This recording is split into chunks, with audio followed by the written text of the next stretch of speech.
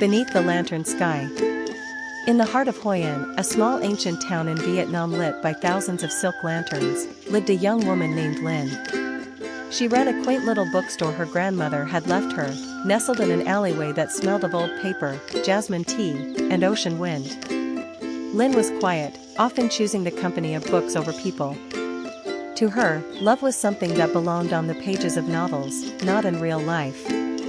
Every evening, she'd sit by the window, watching tourists pass by, lanterns glowing overhead like floating dreams. That's when she first saw him, a tall, soft-eyed artist with a sketchpad always tucked under his arm. He came every sunset, sitting across from her shop at the same cafe table, drawing the town as it melted into golden hues. His name was Julien. A traveler from France, he had come to Hoi An to find peace after losing his father. He didn't speak much Vietnamese, and Lin barely knew any French, but their eyes always met through the window. Sometimes she'd smile. Sometimes he'd nod. And then one rainy day, fate pushed them closer. Julien rushed into her bookstore, soaked and breathless. "Xian Loi," he said awkwardly, dripping water on the wooden floor. "Can I stay here? Just until rain stops?" Lin laughed softly and handed him a towel. "Of course," she replied. "Rain loves surprising us here." From that day on, Julien came more often. At first, he'd browse the books, pointing at titles and asking for translations. Lin, shy at first, slowly began helping him, writing English phrases in the margins, teaching him Vietnamese words, and laughing when he tried to pronounce them. Their bond deepened not through grand gestures, but in little moments, sharing mango slices, trading favorite poems, walking along the river at dusk. He sketched her once, catching her surprise in charcoal lines, calling it the girl who pulled silence. One night, during the Mid-Autumn Festival, the town was aglow with lanterns floating down the river. Lin and Julien stood at the edge of the water, each holding a lantern in their hands. "What do you wish for?" she asked him, her voice barely above a whisper. Julien looked at her with eyes full of unspoken words. "I already got my wish," he said. "I just hope I don't lose it."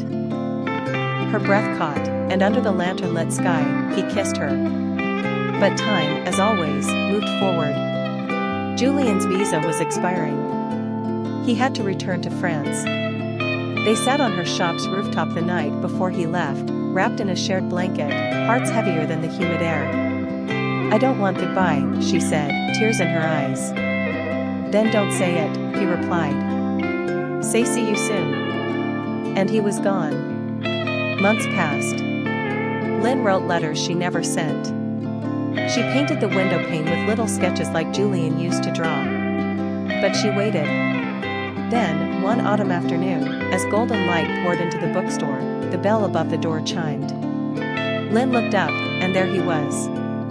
Julien, with messy hair, a backpack, and the same soft eyes. "I came back," he said. "Because you're not a chapter in my story.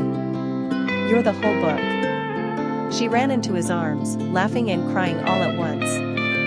From that day on, the bookstore had two owners. They translated stories together, told their tale to every traveler who asked, and every year, on the mid-autumn night, they floated two lanterns down the river, one for the past, one for the future, and watched them sail into the stars.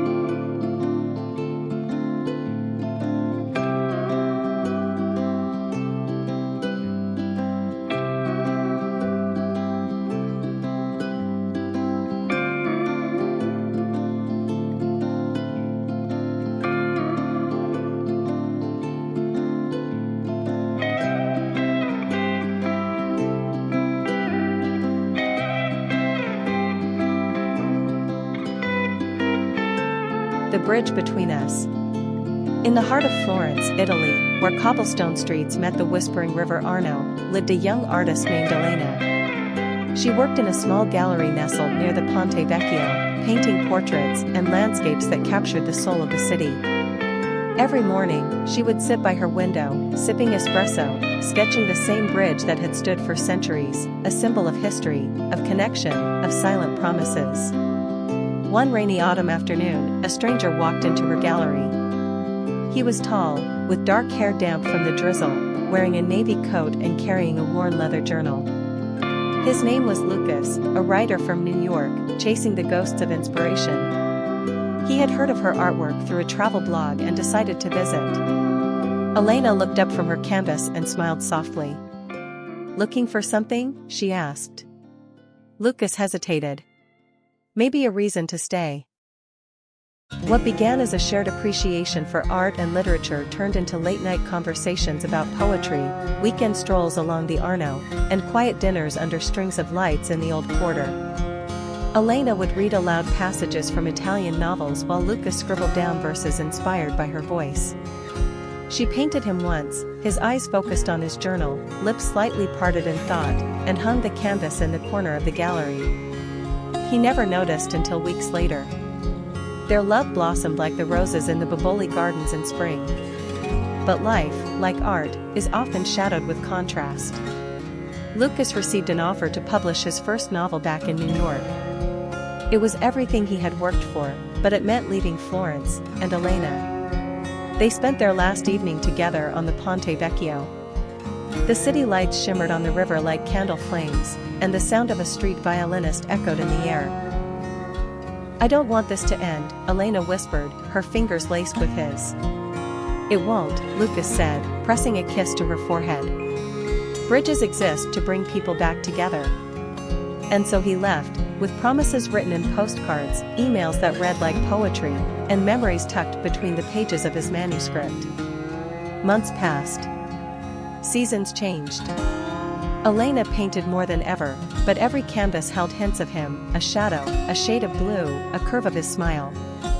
Her gallery grew in popularity, but her heart remained tethered to the bridge, waiting. Then, one spring morning, as she opened the gallery doors, a familiar journal lay on the counter. She turned, breath catching in her throat. Lucas stood there, soaked in golden sunlight, holding a bouquet of tulips. "I told you," he said, smiling, "bridges bring people back." She ran into his arms, and in that moment, the city exhaled around them. They spent the rest of their lives between two worlds, his stories, her paintings. But always returned to the bridge that started it all. Where love waited. Where love remained.